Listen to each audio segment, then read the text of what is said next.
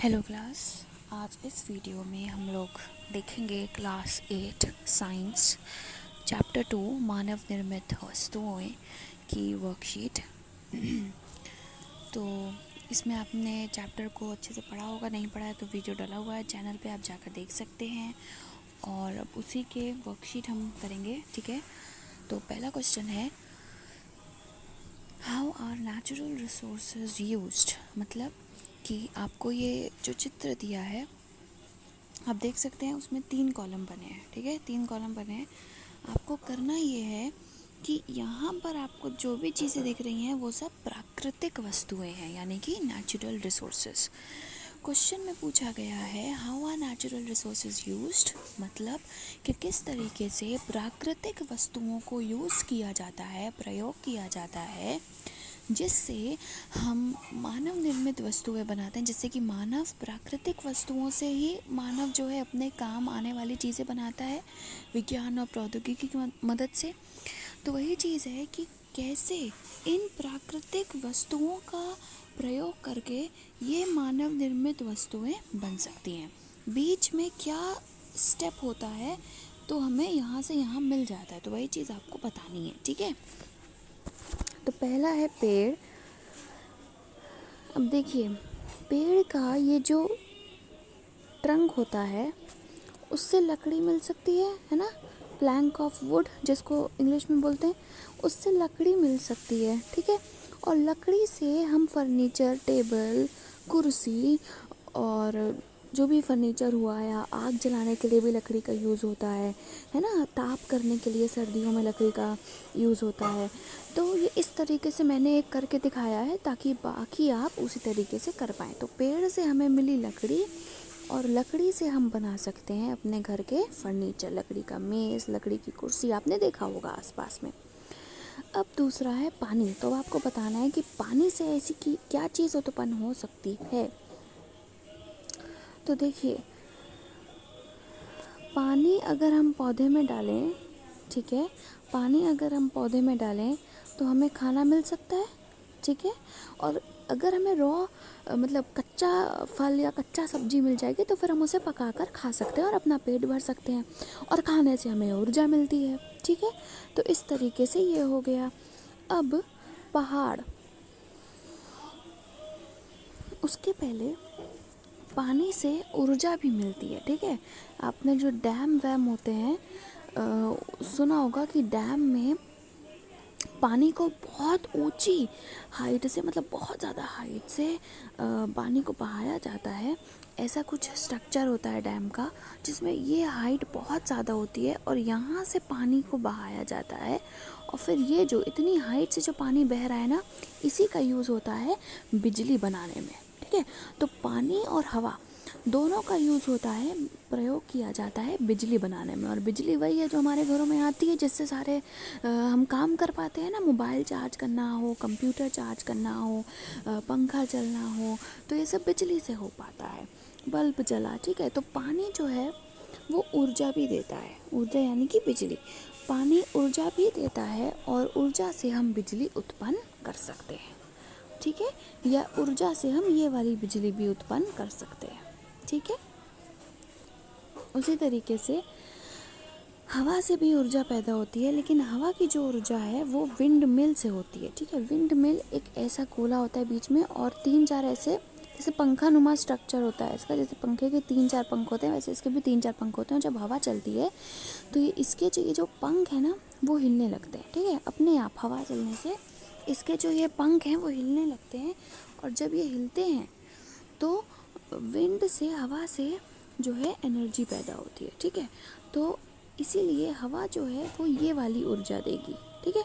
और इस ऊर्जा से हम टीवी चला सकते हैं। टीवी में जो बिजली चलती है टीवी को चलाने के लिए, वो बिजली हो सकती है, या फिर बल्ब जलाने की बिजली भी हो सकती है, ठीक है।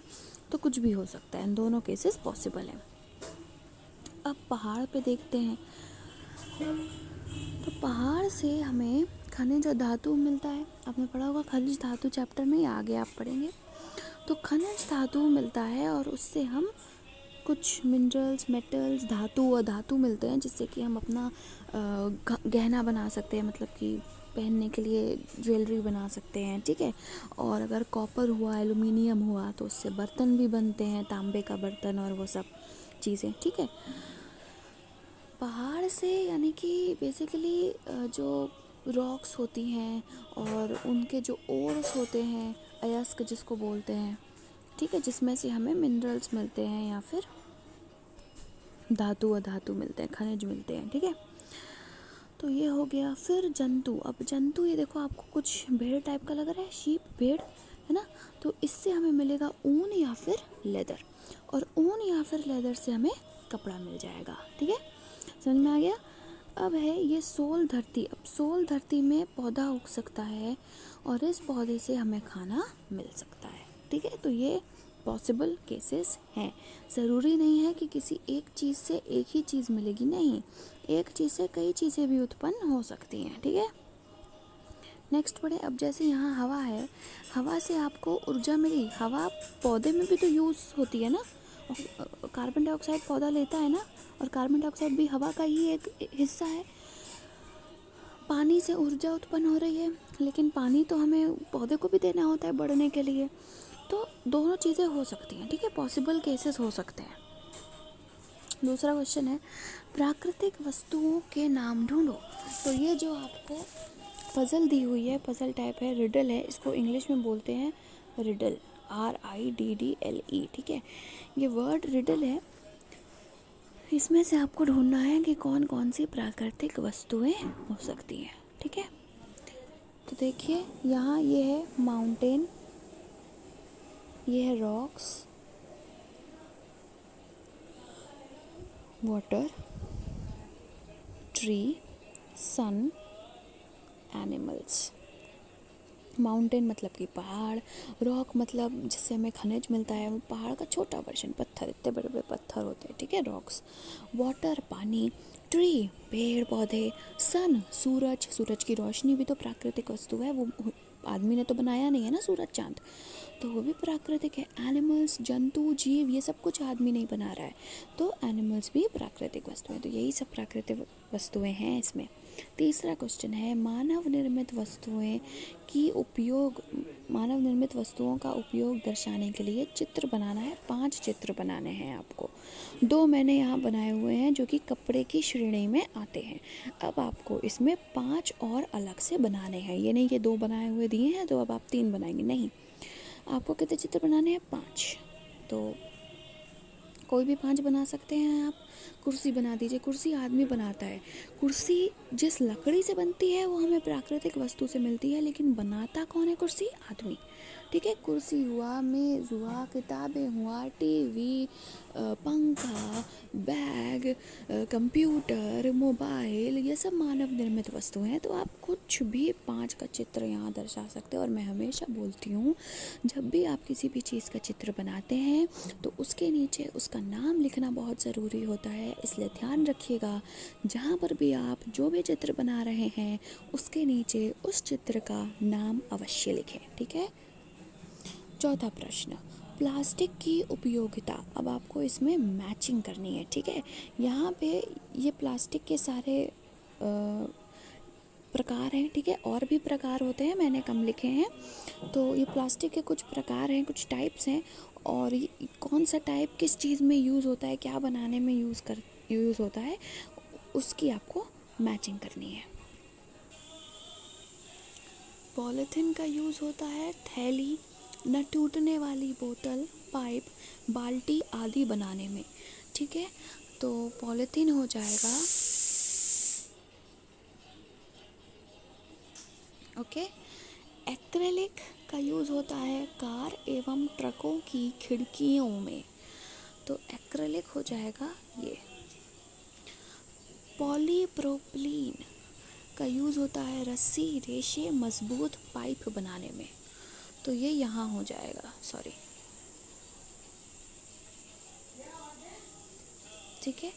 बैकेलाइट का यूज़ होता है बिजली के प्लग एवं स्विच तथा कंघी, पेन और हत्थे बनाने में, तो बैकेलाइट हो जाएगा यहाँ। और बचा क्या, टेफ्लॉन, ये हो जाएगा यहाँ। टेफ्लॉन का यूज़ होता है नॉन स्टिक बर्तन पर ऊष्मा प्रतिरोधी परत चढ़ाने में। प्रतिरोधी मतलब जो ऊष्मा को ना कंडक्ट करवाए, ठीक है, जिससे कि अगर हम जैसे हमने ये कुछ पतीला बनाया और उसमें टेफ्लॉन का ये हैंडल दिया, तो इस टेफ्लॉन के हैंडल से क्या होगा, हम जब उसको पकड़ेंगे तो हमें गर्म नहीं लगेगा। दूसरी चीज़, कुछ तवे, नॉन स्टिक तवे आपने सुना होगा, नॉन स्टिक कढ़ाई आपने सुना होगा अगर, तो नॉन स्टिक बर्तन पर जो परत होती है ना, जिससे वो नॉन स्टिक बोला जाता है, वो टेफ्लॉन की ही होती है, ठीक है। अब है 5वां प्रश्न, प्लास्टिक से पर्यावरण में होने वाले नुकसान के बारे में लिखो। तो सबसे बेहतर तो यही चीज़ है कि इतनी जो पॉलीथीन आजकल प्रयोग में ला रही है, हर सामान जो हमें लेना हो, छोटा से छोटा बड़े से बड़ा, वो हम पॉलीथीन में लेकर आते हैं बाज़ार से, दुकानों से। हमें एक दूध का पैकेट चाहिए, दूध का पैकेट, अगर दूध अमूल के पैकेट्स में आ रहा है तो वो पैकेट भी पॉलीथीन है। और पॉलीथीन क्या है, एक प्रकार का प्लास्टिक है, ठीक है। तो जो क्योंकि प्लास्टिक जो है वो नॉन डिग्रेडेबल होता है, नॉन बायोडिग्रेडेबल होता है, मतलब कि वो अपने आप पर्यावरण में जाकर ख़त्म नहीं होता, ठीक है, अपने आप पर्यावरण में जाकर वो डिग्रेड नहीं हो पाता है और उसको बहुत साल लगते हैं, इसलिए सालों साल परतें बनती रहती हैं पॉलीथीन्स की ज़मीन पर। इसलिए कहा जाता है कि प्लास्टिक का यानी कि पॉलीथीन बैग्स का कम से कम प्रयोग करना चाहिए और कपड़े के बैग का ज़्यादा प्रयोग करना चाहिए, ताकि वो हमारे पर्यावरण को नुकसान ना पहुंचा सके। तो जब हम बाज़ार जाते हैं तो प्लास्टिक या पॉलीथीन थैली में लपेटी वस्तुएं मिलती हैं। यह एक कारण है कि हमारे घरों में प्लास्टिक का कचरा इकट्ठा हो जाता है, फिर यह प्लास्टिक कूड़ेदान में हम फेंक देते हैं। प्लास्टिक का निस्तारण एक प्रधान समस्या है। पदार्थ जो प्राकृतिक प्रक्रिया जैसे जीवाणु की क्रिया द्वारा अपघटित हो जाता है, वो जैव निम्नीकरणीय कहलाता है। पदार्थ जो प्राकृतिक प्रक्रियाओं द्वारा सरलता से विघटित नहीं होता, वो जैव अनिम्नीकरणीय कहलाता है, जो कि है नॉन बायोडिग्रेडेबल।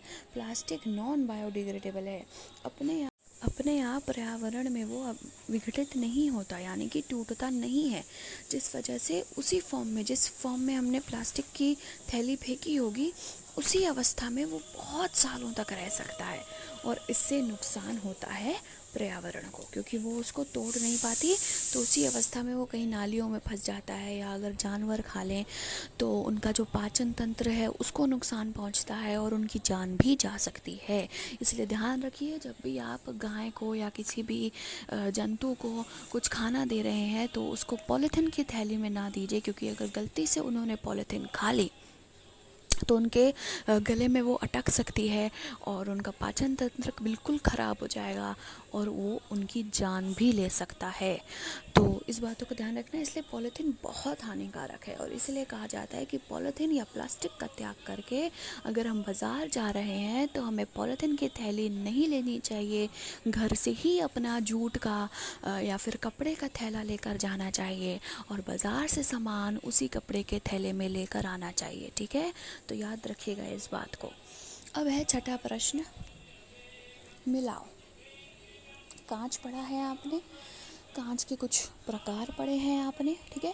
अब आपको बताना है कि कौन से प्रकार का कांच किस चीज़ को बनाने में प्रयोग किया जाता है, ठीक है। तो ये चीज़ आपको बतानी है।